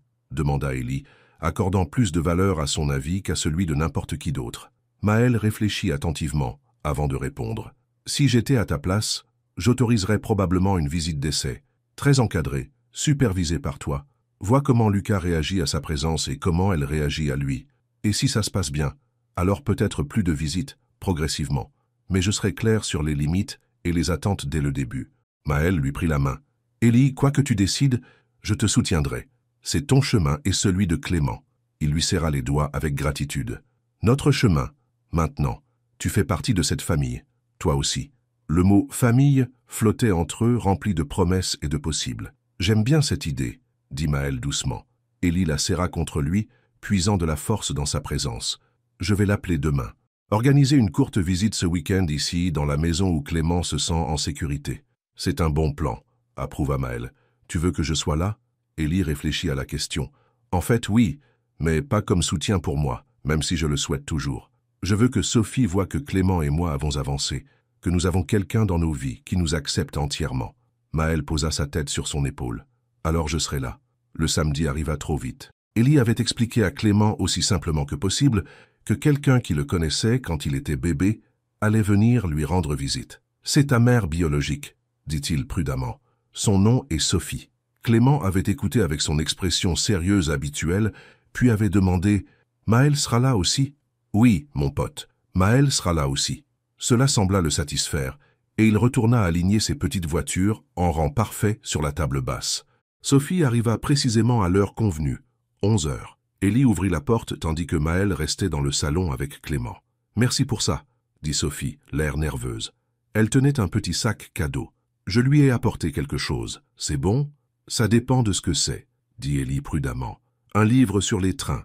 Tu m'avais dit qu'il aimait ça. » Élie hocha la tête. « Oui, c'est attentionné. » Il la conduisit dans le salon, où Clément était assis en tailleur sur le sol. Maëlle était assise à proximité sur le canapé, sa présence calme et rassurante. « Clément, dit Élie doucement, voici Sophie, la personne dont je t'ai parlé. » Clément leva brièvement les yeux, puis reporta son attention sur ses voitures. « Bonjour, dit-il doucement. » Les yeux de Sophie se remplirent de larmes. « Bonjour Clément, c'est très agréable de te voir. » Elle jeta un regard interrogateur à Maëlle. « Voici Maëlle, » expliqua Élie. « Elle est une part importante de nos vies. » Maëlle se leva et lui tendit la main. « Enchanté de vous rencontrer, Sophie. » Sophie lui serra la main, son expression indéchiffrable. « Moi aussi. » L'atmosphère était tendue, tandis que Sophie s'assit prudemment sur le bord du canapé, pas trop près de Clément. « J'aime tes voitures, » dit-elle. « Tu les as parfaitement alignées. » Clément hocha la tête sans lever les yeux. Rouge, orange, jaune, vert, bleu, violet. « C'est exact, » dit Sophie, l'air impressionné. « Tu connais très bien tes couleurs. » « Maëlle m'a appris, » dit Clément. « Elle connaît toutes les couleurs. » Le sourire de Sophie vacilla légèrement tandis qu'elle jetait un coup d'œil à Maëlle. « C'est merveilleux. » La visite dura environ 1 heure. Sophie fit de son mieux, posant des questions appropriées et respectant l'espace de Clément. Elle lui donna le livre, qu'il accepta avec un poli « merci », avant de le mettre de côté, une indication claire qu'il n'était pas particulièrement intéressé. Tout au long de la visite, Clément cherchait Maëlle du regard pour se rassurer, surtout quand les questions de Sophie devenaient trop insistantes. Maëlle redirigeait subtilement la conversation ou suggérait une courte pause, comprenant ces signaux d'une manière qui rendait l'inexpérience de Sophie d'autant plus évidente. Alors que la visite touchait à sa fin, Sophie se tourna vers Élie. « Pourrais-je vous parler en privé un instant ?» Élie hocha la tête. « Maëlle, tu voudrais rester avec Clément ?»« Bien sûr, » dit Maëlle avec un sourire encourageant. Élie conduisit Sophie dans la cuisine, où elle se tourna vers lui avec une expression tendue. « Tu ne m'avais pas dit que tu fréquentais quelqu'un, » dit-elle. « Je ne pensais pas que c'était pertinent pour ta demande de voir Clément, » répondit Élie d'un ton neutre. « Depuis combien de temps est-elle dans sa vie ?»« Environ 3 mois. » Sophie haussa les sourcils. « Ce n'est pas très long. » Élie sentit une pointe d'irritation. « Plus longtemps que tu ne l'as été récemment dans sa vie. » Sophie tressaillit mais ne discuta pas. « Je m'inquiète juste qu'il s'attache à des gens qui pourraient ne pas rester. » L'ironie de sa déclaration n'échappa pas à Élie. « Maëlle ne va nulle part. Tu sembles très sûr de ça. Je le suis. » Sa voix était ferme. Elle aime Clément exactement tel qu'il est. Jamais elle ne l'a vu comme un fardeau ou une déception. Sophie baissa les yeux. « Je l'ai mérité. » Élie soupira, regrettant sa dureté. « Écoute, Sophie, je suis prêt à te donner une chance de faire partie de la vie de Clément. Mais tu dois comprendre que notre structure familiale a changé. Maëlle fait partie de nos vies maintenant, et Clément l'adore. » « Je le vois bien, » dit Sophie doucement. « Il la regarde comme il ne m'a jamais regardé. » Il y avait de la douleur dans sa voix, mais aussi de la résignation. Élie ressentit un moment de sympathie pour elle. « Ce n'est pas une compétition, » dit-il plus doucement. « Clément a de la place dans sa vie pour de nombreuses personnes qui se soucient de lui. » Sophie hocha la tête. « Puis-je le revoir? Peut-être le week-end prochain? Laisse-moi lui en parler d'abord, voir ce qu'il en pense. Je t'appellerai. » Ils retournèrent au salon, où Maëlle et Clément regardaient ensemble un livre d'images. Sophie dit au revoir, recevant un petit signe de la main de Clément en retour. Après son départ, Élie s'assit à côté de Clément. « Qu'as-tu pensé de ta rencontre avec Sophie ?» Clément considéra la question avec son sérieux habituel. « Elle est bien, » dit-il finalement. « Elle parle beaucoup. » Élie sourit à cette simple évaluation. « Aimerais-tu la revoir un jour ?» Clément haussa les épaules, ni enthousiaste ni opposé. « Si Maëlle reste aussi. » Maëlle, assise à proximité, eut l'air surprise. Bien sûr que je resterai si tu veux, Clément. Le cœur d'Élie se gonfla d'amour pour eux deux. Quelles que soient les complications que le retour de Sophie pourrait apporter, ils savaient une chose avec certitude. Maëlle était leur constante, leur havre de paix. Les semaines suivantes s'installèrent dans un nouveau rythme. Sophie rendait visite 2 fois par semaine, ne restant jamais plus d'1 heure. Clément devint progressivement plus à l'aise avec elle, bien qu'il maintint une certaine réserve qu'il ne montrait jamais avec Maëlle. Sophie, il faut lui reconnaître, fut patiente et respectueuse des limites. Elle apprit les routines et les préférences de Clément, ne le forçant jamais à l'affection physique, ni ne réclamant son attention. Elle apporta des cadeaux attentionnés, du matériel de dessin, des livres sur ses centres d'intérêt, une couverture lestée lorsqu'elle apprit qu'il avait parfois du mal à dormir. Maëlle fut d'une gentillesse inébranlable lors de ses visites, servant souvent de pont entre Sophie et Clément lorsque la communication défaillait. Elle ne montra jamais de jalousie ou de ressentiment, même si Élie se demandait parfois ce qu'elle ressentait vraiment à propos de la présence de Sophie dans leur vie. Un soir, après le départ de Sophie et que Clément était couché, Élie trouva Maëlle debout sur la terrasse arrière, regardant les étoiles. « À quoi tu penses ?» dit-il, s'approchant d'elle par derrière et enlaçant sa taille. Elle se pencha contre lui. « Juste à la famille. Comment elle peut prendre tant de formes différentes? Tout ça te convient ?» demanda-t-il. Le retour de Sophie dans le tableau? Maëlle se tourna dans ses bras pour lui faire face. « Il ne s'agit pas de ce qui me convient. Il s'agit de ce qui est le mieux pour Clément. Et qu'est-ce que tu penses que c'est ?» Elle considéra la question attentivement. « Je pense que avoir plus de gens qui l'aiment est toujours une bonne chose, tant que ces personnes sont constantes et respectueuses de qui il est. Tu es incroyable, tu sais ça ?» dit Élie, secouant la tête, admiratif. La plupart des femmes se sentiraient menacées par l'apparition soudaine de l'ex de leur compagnon. Maëlle sourit. « Je ne suis pas la plupart des femmes, tu te souviens? En plus, je suis en confiance avec ce que nous avons. Sophie est peut-être sa mère biologique, mais... » Elle s'interrompit, l'air soudain incertain. « Mais quoi ?» l'incita Élie. « Rien, » dit Maëlle rapidement. « Ce n'est pas à moi de le dire. » Élie encadra son visage de ses mains. « C'est ta place. Tu fais partie de cette famille maintenant. Qu'allais-tu dire ?» Maëlle prit une profonde inspiration. « La biologie ne fait pas une mère. L'amour, oui. La présence, oui. Être là pour les moments difficiles, pas seulement les faciles. » Élie sentit sa gorge se serrer d'émotion. « Exactement. Et tu as fait ça dès le premier jour. » Il l'embrassa alors, essayant de lui transmettre tout ce qu'il ressentait pour cette femme remarquable qui avait changé leur vie si complètement. Quand ils se séparèrent, les yeux de Maëlle brillaient. « Je veux que tu saches quelque chose, Élie. Peu importe comment cette situation avec Sophie évolue, je suis engagé envers toi et Clément. Vous êtes ma famille maintenant. Nous ressentons la même chose, » l'assura Élie. En fait, il hésita, soudain nerveux. « Qu'y a-t-il » demanda Maëlle. « J'ai pensé à rendre les choses officielles, » dit-il. « Nous, être une famille. » Les yeux de Maëlle s'écarquillèrent. « Élie, tu es... » « Pas une demande en mariage, pas encore, » clarifia-t-il rapidement. « Mais je voulais que tu saches où mon cœur se dirige. Je veux un avenir avec toi, Maëlle. Clément et moi, nous le voulons tous les deux. » Son sourire était radieux. « Mon cœur est là aussi. » Plus tard cette nuit-là, alors qu'ils étaient allongés ensemble dans le lit d'Élie, Maëlle blottit contre sa poitrine, il ressentit un sentiment de plénitude qu'il n'avait jamais connu auparavant. Quels que soient les défis que le retour de Sophie pourrait apporter, ils les affronteraient ensemble. Ce qu'il ignorait, c'est que Sophie avait ses propres projets. Des projets qui mettraient leur bonheur naissant à l'épreuve d'une manière qu'ils ne pouvaient imaginer. Une semaine plus tard, Élie était au travail lorsque son téléphone sonna. C'était Sophie. « Peut-on se voir ?» demanda-t-elle sans préambule. « Seule. C'est important. » Quelque chose dans sa voix déclencha des signaux d'alarme. « De quoi s'agit-il, Sophie ? S'il te plaît, Élie, laisse-moi juste m'expliquer. » Il soupira. « D'accord, quand ? Aujourd'hui, si possible, à midi ?» Ils convinrent de se retrouver dans un petit café près de son bureau. Quand il arriva, Sophie était déjà là, une chemise cartonnée sur la table devant elle. « Qu'est-ce qui se passe ?» demanda-t-il en s'asseyant. Sophie prit une profonde inspiration. « J'ai beaucoup réfléchi à Clément, à ce dont il a besoin. Et je crois qu'il a besoin de sa mère, » dit-elle fermement. « Sa vraie mère. » Élie sentit son sang commencer à bouillir. « Sa vraie mère? Celle qu'il a abandonnée quand il avait 4 ans ? J'ai fait une terrible erreur, » reconnut Sophie. « Mais je suis sa mère, Élie. Je l'ai mis au monde. Ce lien ne peut pas être remplacé par une femme que tu fréquentes depuis quelques mois.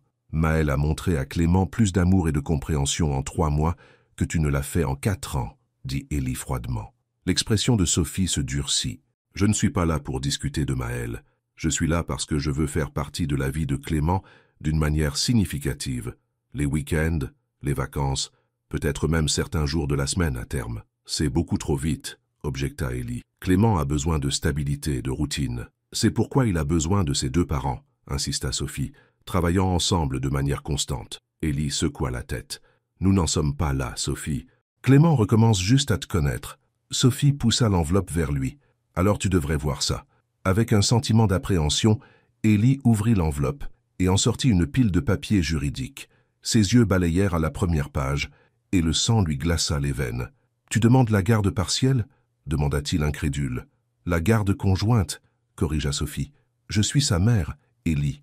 J'ai des droits. »« Ça a des droits que tu as abandonnés en partant » claqua-t-il plus fort qu'il ne l'avait voulu. Plusieurs clients du café se tournèrent vers eux.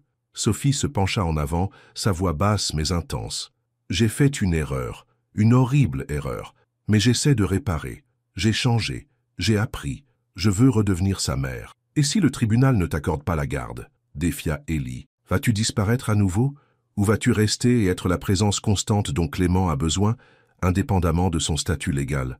Sophie hésita, et à ce moment, Ellie vit la vérité. « Il ne s'agit pas de Clément, » dit-il lentement. « Il s'agit de toi, ta culpabilité, ton besoin de te sentir mieux par rapport à ce que tu as fait.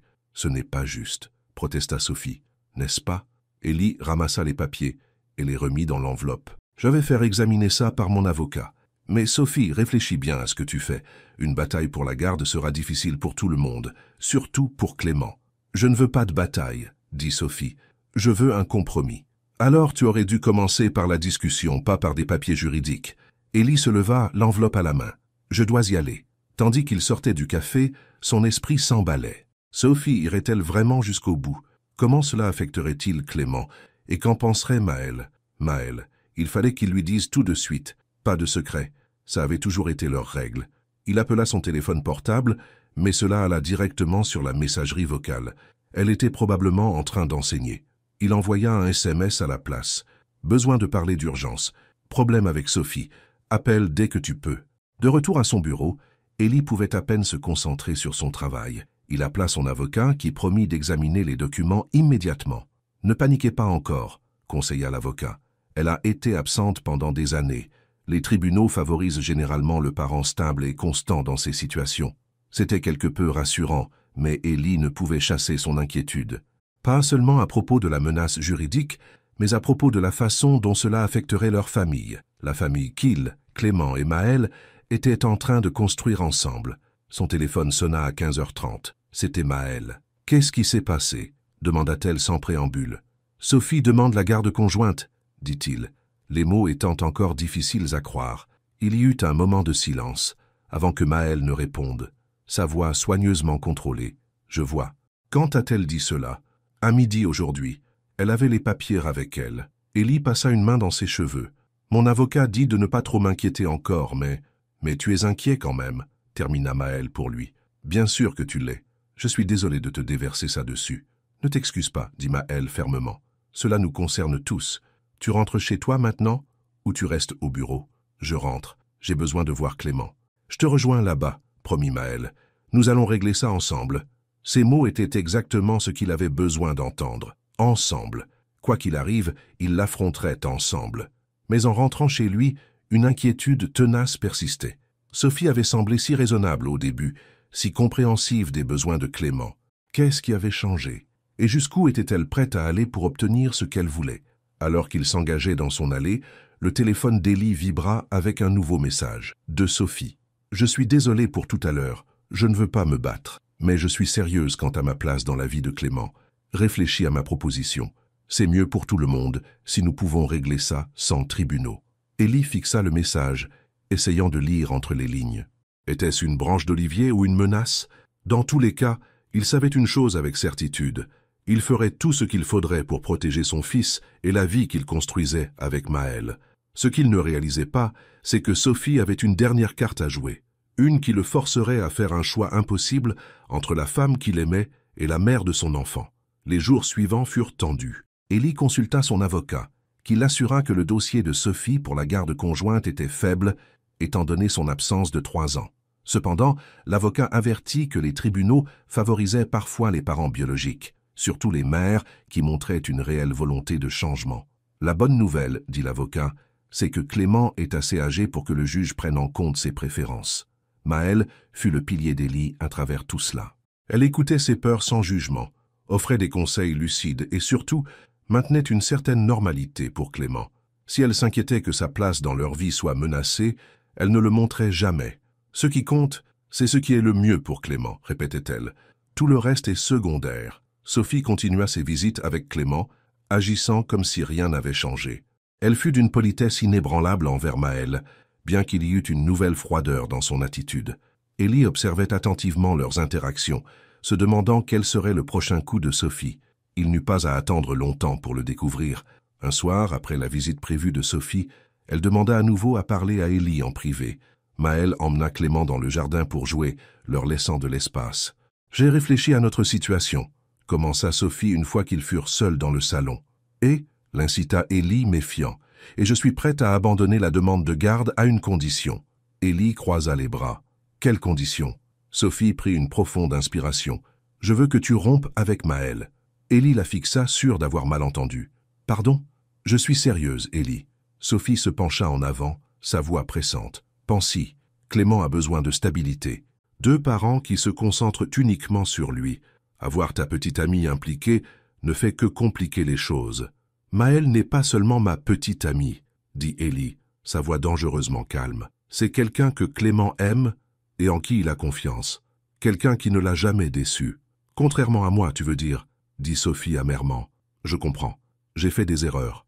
Mais je suis sa mère, Élie. Personne ne peut remplacer ce lien. »« Ça, personne n'essaie, » rétorqua Élie. « Maëlle n'a jamais essayé d'être la mère de Clément. Elle a simplement été elle-même, quelqu'un qui l'aime exactement tel qu'il est. » L'expression de Sophie se durcit. « Alors tu ne vas pas y penser? Pour le bien de Clément? Pour le bien de Clément ?» répéta Élie avec incrédulité. « Comment lui enlever quelqu'un qu'il aime et en qui il a confiance? C'est pour son bien.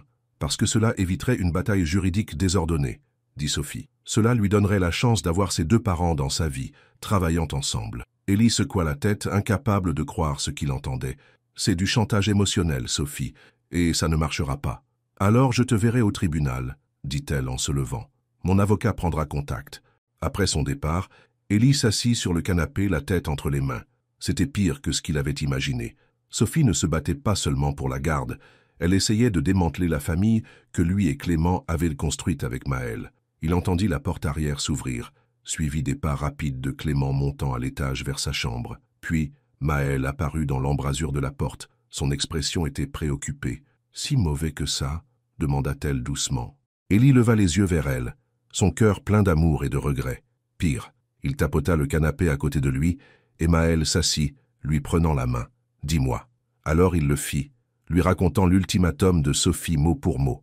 Tandis qu'il parlait, l'expression de Maëlle passa de la préoccupation à l'incrédulité, puis à une colère silencieuse. « Elle ne peut pas être sérieuse, » dit Maëlle quand il eut fini. « Malheureusement, je crois que si. » Maëlle resta silencieuse un instant, traçant machinalement des motifs sur le dos de sa main avec son pouce. « Elle me voit comme une menace, » dit-elle finalement, pour sa relation avec Clément. « Tu n'es pas une menace, » insista Élie. « Tu es la meilleure chose qui nous soit jamais arrivée. »« Je le sais, » dit Maëlle doucement. « Et tu le sais. » Mais Sophie regarde ça à travers le prisme de sa propre culpabilité et de sa peur.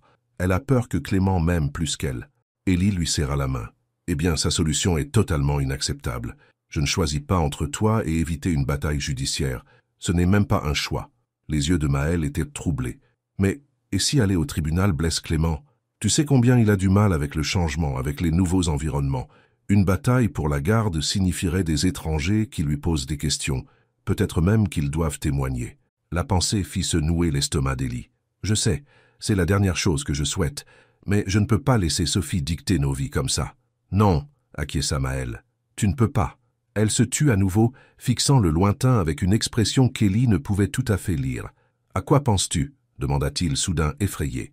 Maëlle se tourna vers lui, ses yeux remplis de détermination et de quelque chose d'autre, de la résignation. « Je pense que nous avons besoin d'une troisième option, » dit-elle, « une qui met Clément en premier. » Le lendemain, pendant qu'Élie était au travail et Clément à l'école, Maëlle passa un appel téléphonique. « Sophie » C'est Maëlle. Nous devons parler. Elles convinrent de se rencontrer dans un café en ville, sur un terrain neutre. Quand Maëlle arriva, Sophie était déjà là, l'air surprise et méfiante. « Merci de m'avoir rencontré, » dit Maëlle, s'asseyant en face d'elle. « J'étais curieuse, » admit Sophie. « De quoi vouliez-vous discuter ?» Maëlle prit une profonde inspiration. De Clément. « À son sujet, je pense que nous voulons toutes les deux ce qui est le mieux pour lui, » dit Maëlle prudemment. « Mais nous avons des idées très différentes de ce à quoi cela ressemble. » L'expression de Sophie était fermée. « Je suis sa mère. »« Oui, vous l'êtes, » reconnut Maëlle. « Rien ne changera jamais cela, et je pense que Clément mérite d'avoir une relation avec vous. » Sophie eut l'air surprise de cette concession. « Élie ne semble pas d'accord. Élie est protecteur, » expliqua Maëlle, « parce qu'il a vu combien Clément a souffert quand vous êtes partis. Il a peur que cela se reproduise. » Sophie baissa les yeux vers son café. « Je ne vais plus partir. »« Hein, je crois que vous voulez rester, » dit Maëlle doucement. « Mais la façon dont tu t'y prends, menacer d'aller au tribunal, poser des ultimatums, ça crée un conflit qui, au final, nuira à Clément. »« Je me bats pour mon fils, » rétorqua Julie sur la défensive. « Je comprends. Mais se battre, est-ce vraiment ce dont Clément a besoin en ce moment? Ou a-t-il besoin d'adultes capables de travailler ensemble paisiblement ?» Julie resta silencieuse un instant. « Que suggères-tu » Manon se pencha en avant. « Un compromis.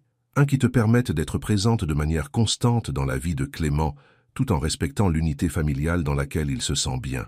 Tu veux dire ta cellule familiale » lança Julie, le ton acéré. « Oui, » admit Manon, « celle qui fonctionne pour Clément, celle où il se sent en sécurité et compris. » Julie soupira. « Alors, c'est quoi ce compromis?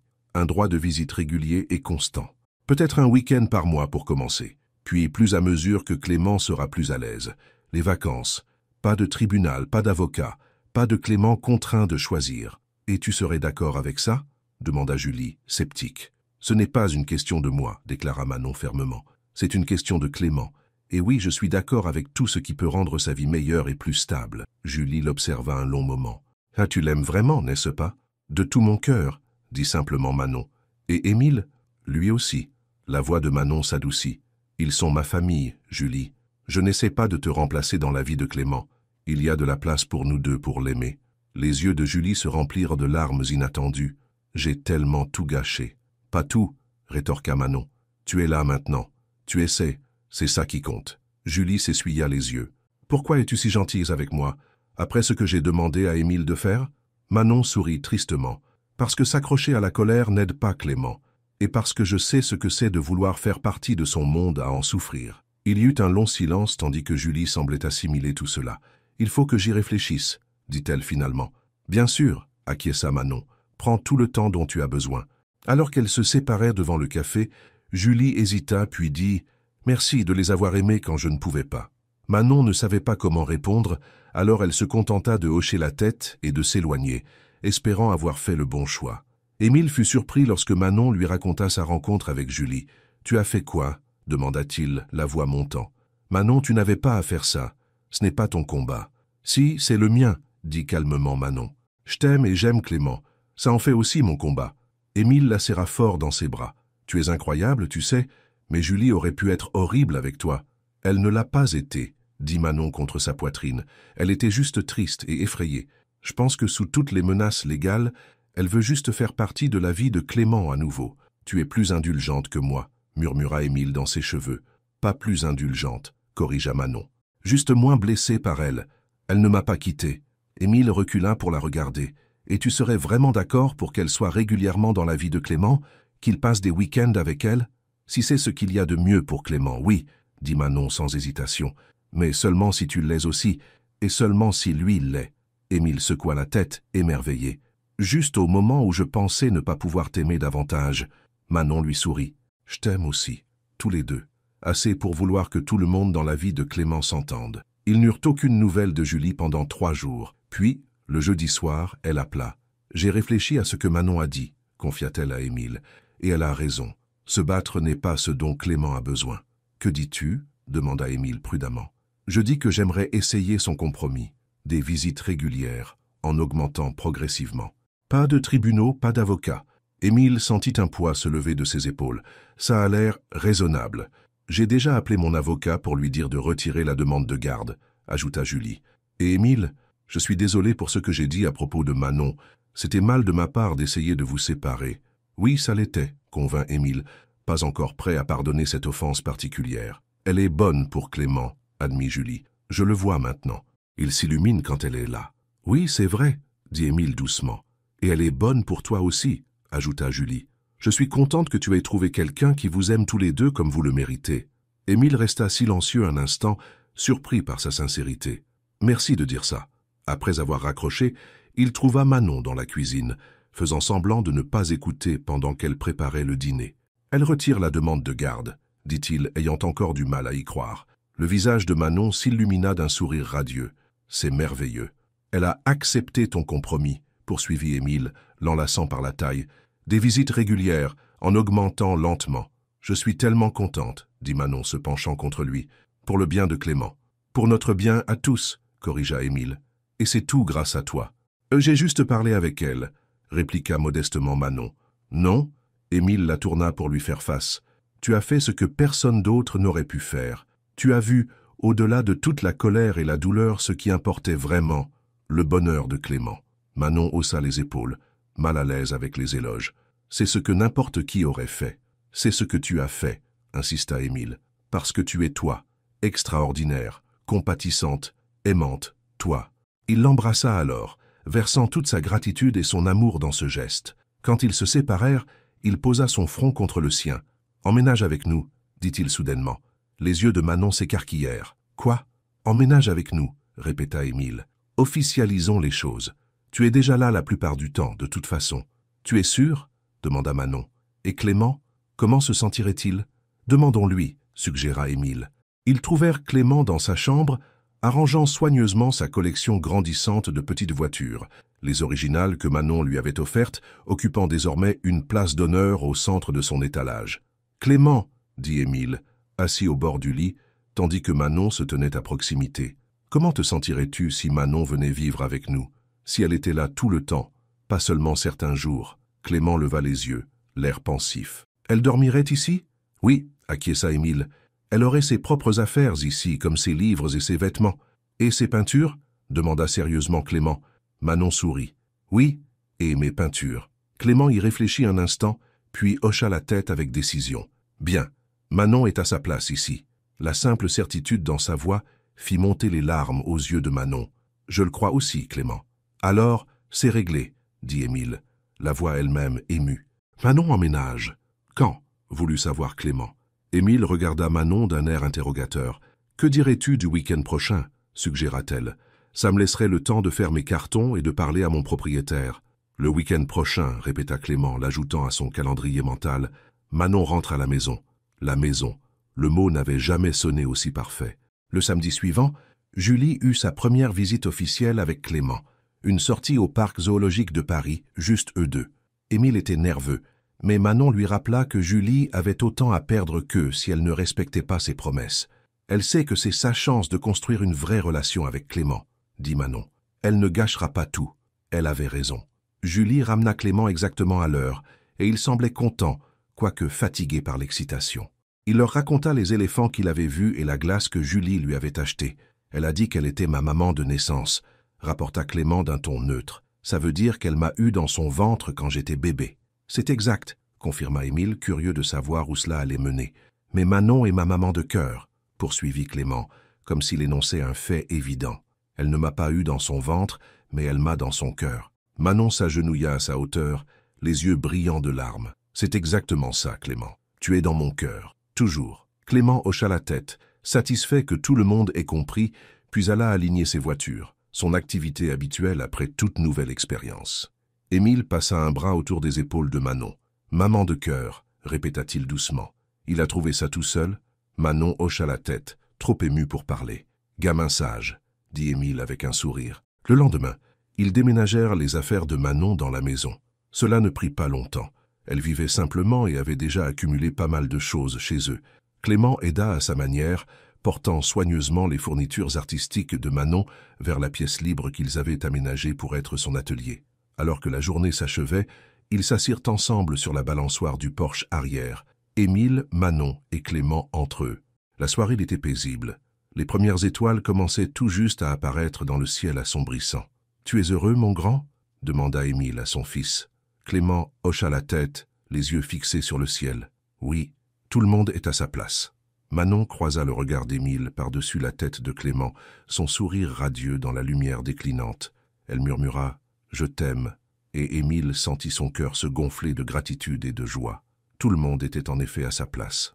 6 mois plus tard, Émile se tenait dans sa classe à l'école primaire du quartier, inspectant son œuvre. La pièce était transformée, parsemée de guirlandes lumineuses, de fleurs en papier faites à la main et d'œuvres d'art colorées d'élèves couvrant les murs. Au centre se dressait un chevalet avec une grande toile, encore vierge, attendant. C'était le dernier jour de Manon en tant qu'enseignante de maternelle. Le lundi, elle commencerait son nouveau poste de professeur d'art plastique à l'école primaire, un emploi qui lui permettrait d'être dans le même bâtiment que Clément lorsqu'il commencerait le CP à l'automne. La porte s'ouvrit et Clément jeta un coup d'œil. « C'est prêt, papa ?»« Presque, » dit Émile, ajustant une dernière lumière. « Manon est là ?» Clément hocha la tête sérieusement. « Julie l'a amenée. Elle parle dans le couloir. » Émile haussa les sourcils. Au cours des derniers mois, Julie avait prouvé son engagement à faire partie de la vie de Clément. Elle ne manquait jamais une visite, le ramenait toujours à l'heure et avait même commencé à assister à ses séances de thérapie pour mieux comprendre ses besoins. Progressivement, un respect prudent s'était développé entre elle et Manon. Pas tout à fait de l'amitié, mais une coexistence pacifique, centrée sur leur amour pour Clément. « De quoi parle-t-elle » demanda Émile curieusement. Clément haussa les épaules. « Des trucs de fille, je crois. Julie montrait à Manon sa nouvelle bague. Elle va se marier. » C'était une nouvelle pour Émile. « Vraiment ? C'est génial. Avec Monsieur David, » ajouta Clément. « Mon thérapeute. » Il la fait rire. Émile sourit à l'observation de son fils. Julie avait mentionné qu'elle fréquentait quelqu'un de nouveau, mais il n'avait pas réalisé que c'était sérieux, ou que c'était le thérapeute de Clément, un homme gentil spécialisé dans le travail avec les enfants, avec un trouble du spectre autistique. « Ça te va, mon grand ?» demanda-t-il. Clément hocha la tête. « Monsieur David est gentil. Il m'écoute. Et il rend Julie heureuse. Alors elle ne s'inquiète pas autant. La vérité sort de la bouche des enfants, » pensa Émile. « Bon, il est temps d'aller chercher Manon, » dit-il, vérifiant que tout était parfait. « Tu te souviens du plan ?» Clément hocha la tête solennellement. « Je dis à Manon que j'ai fait quelque chose de spécial pour elle dans la salle d'art, puis je l'amène ici. »« Parfait, » dit Émile, lui tendant une petite boîte en velours. « Et tu lui donnes ça quand je ferai un signe de tête, d'accord ?» Clément prit la boîte avec précaution. « D'accord, c'est un travail très important. »« J'ai le plus important, » acquiesça Émile, son cœur battant la chamade d'anticipation. Clément disparut, et quelques minutes plus tard, Émile entendit la voix de Manon dans le couloir. « Alors, c'est quoi ce projet spécial sur lequel tu as travaillé, Clément ?»« C'est ici, » répondit la voix de Clément. « Il faut que tu le vois. » La porte s'ouvrit, et Manon entra, Clément la guidant par la main. Elle s'arrêta surprise, observant la classe transformée avec de grands yeux. « Qu'est-ce que tout ça ?» demanda-t-elle, tournant lentement sur elle-même. Émile s'avança, soudain nerveux malgré toute sa planification. « C'est ici que nous nous sommes rencontrés pour la première fois, tu te souviens? Pas cette pièce exacte, mais une similaire. Quand tu es venu pour ton entretien pour le poste de professeur d'arts plastiques. » Manon sourit. « Je me souviens, tu faisais partie du comité d'embauche. J'ai su dès l'instant où tu es entré, » dit doucement Émile. « Il y avait quelque chose de spécial en toi. La façon dont tu parlais d'enseigner, de te connecter avec les enfants, ta passion pour l'art comme forme d'expression. J'étais si nerveuse ce jour-là, » admit Manon. « Je voulais tellement ce poste. Et maintenant, il est à toi, » dit Émile, prenant ses mains dans les siennes. « À partir de lundi, c'est ta classe. » Manon regarda à nouveau autour d'elle, remarquant les œuvres d'art des élèves pour la première fois. « Ce sont tes élèves qui ont fait tout ça, avec un peu d'aide, » acquiesça Émile. « Ils savent aussi à quel point tu es spécial. » Il la guida vers le centre de la pièce, où la toile vierge se tenait sur le chevalet. « Mais il manque une pièce. »« Laquelle ?» demanda Manon. Émile jeta un coup d'œil à Clément, qui s'avança, tenant toujours la boîte en velours avec précaution. « Ceci, » dit-il, regardant son père pour confirmation. Émile hocha la tête, et Clément présenta la boîte à Manon. « Pour moi ?» demanda-t-elle, la voix nouée alors qu'elle commençait à comprendre. Clément hocha la tête. « De notre part à tous les deux. » Avec des doigts tremblants, Manon ouvrit la boîte pour révéler une magnifique bague en diamant. Émile prit une profonde inspiration et s'agenouilla. « Manon Dubois, tu es entrée dans nos vies et tu as apporté de la couleur à un monde qui avait commencé à s'estomper. Tu n'as jamais bronché, ni devant le diagnostic de Clément, ni devant ses crises, ni devant la situation compliquée avec Julie. Tu nous as vus tels que nous sommes, et tu nous as aimés malgré tout. Les yeux de Manon se remplirent de larmes, tandis qu'Émile poursuivait. Tu fais déjà partie de notre famille à tous égards importants, mais nous aimerions officialiser les choses. Il leva les yeux vers elle, son cœur dans ses yeux. Veux-tu m'épouser? Veux-tu être ma femme et la maman de cœur de Clément pour toujours? Manon pleurait maintenant, la joie rayonnant sur son visage. Oui, murmura-t-elle. Oui, de tout mon cœur. Émile se leva et glissa la bague à son doigt, puis la serra dans un baiser qui contenait toutes les promesses de leur avenir ensemble. Une petite main tira sur la robe de Manon. « Ça veut dire que tu seras ma vraie maman ?» demanda Clément, l'air sérieux. Manon s'agenouilla à sa hauteur, comme elle l'avait fait dès le premier jour. « Je serai ta vraie maman de cœur, oui, si ça te va. » Clément hocha la tête solennellement. « Ça me va très bien. » Puis il fit quelque chose qu'il faisait rarement. Il initia un câlin passant ses bras autour du cou de Manon. « Je t'aime, maman de cœur, » murmura-t-il. « Je t'aime aussi, Clément, » répondit Manon, le serrant fort, ses yeux rencontrant ceux d'Émile par-dessus sa tête. À cet instant, debout dans une classe décorée de fleurs en papier et de guirlandes lumineuses, entourée des œuvres d'art d'enfants qui seraient bientôt les siens à enseigner, Manon sut qu'elle avait trouvé sa place dans le monde, avec un homme qui l'aimait complètement et un enfant qui avait réclamé son cœur dès le début. Émile les regarda, sa fiancée et son fils, et sentit une paix qu'il n'avait jamais connue auparavant. Depuis le jour où Manon était entrée dans ce restaurant et s'était accroupie pour parler à Clément, leur vie avait changé pour le mieux. Elle n'avait pas scié alors, et elle n'avait pas scié depuis, ni face aux défis, ni aux complications, ni aux aspects difficiles d'aimer un enfant aux besoins particuliers. Elle les avait simplement aimés, exactement tels qu'ils étaient. Et cela, Émile le savait, était le plus grand des cadeaux. 6 mois plus tard, par une parfaite journée de printemps, Manon remonta l'allée vers Émile, qui l'attendait les larmes aux yeux et le cœur plein d'amour. À ses côtés se tenait Clément, solennel et fier dans son petit costume, tenant soigneusement les alliances sur un coussin spécial qu'il avait décoré lui-même. Au premier rang étaient assis Julie et son nouveau mari, David, qui étaient devenus des alliés inattendus pour créer une famille élargie, stable et aimante pour Clément. Derrière eux se trouvaient les parents de Manon, Angèle, la cousine d'Émile, qui s'attribuait tout le mérite de leur rencontre, et des rangées d'amis et de collègues qui avaient soutenu leur parcours. Lorsque Manon les rejoignit, Clément surprit tout le monde en s'avançant et en lui prenant la main. « Tu es magnifique, maman de cœur, » dit-il clairement, assez fort pour que tout le monde entende. Un sauté collectif parcourut les invités tandis que Manon s'agenouillait pour un bref câlin avant de prendre sa place aux côtés d'Émile. La cérémonie fut simple et belle, avec des vœux qui reconnaissaient le chemin unique qui les avait réunis. Quand vint le moment des alliances, Clément s'acquitta parfaitement de sa tâche, le visage sérieux de concentration. « Je vous déclare maintenant mari et femme, » dit l'officiant avec un sourire. « Vous pouvez embrasser la mariée. » Alors qu'Émile se penchait pour embrasser Manon, scellant leurs vœux et leur avenir, Clément frappa des mains dans une rare joie débridée.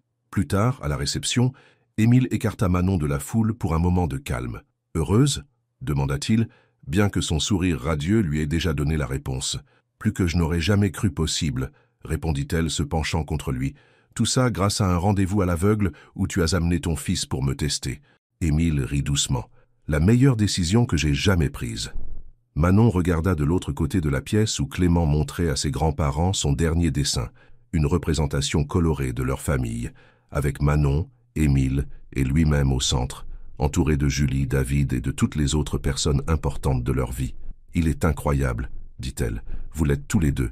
Merci de me laisser faire partie de votre histoire. » Émile la serra plus fort. « Merci de n'avoir pas bronché quand l'histoire est devenue compliquée. » Manon leva les yeux vers lui, ses yeux reflétant tout l'amour de son cœur. « Je ne broncherai jamais. » Et elle ne broncha jamais.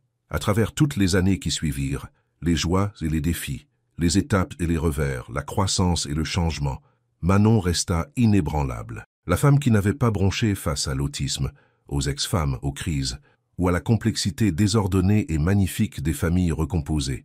La femme qui avait apporté de la couleur à leur monde et les avait aidés à voir le chef-d'œuvre qui n'attendait que d'être peint depuis le début.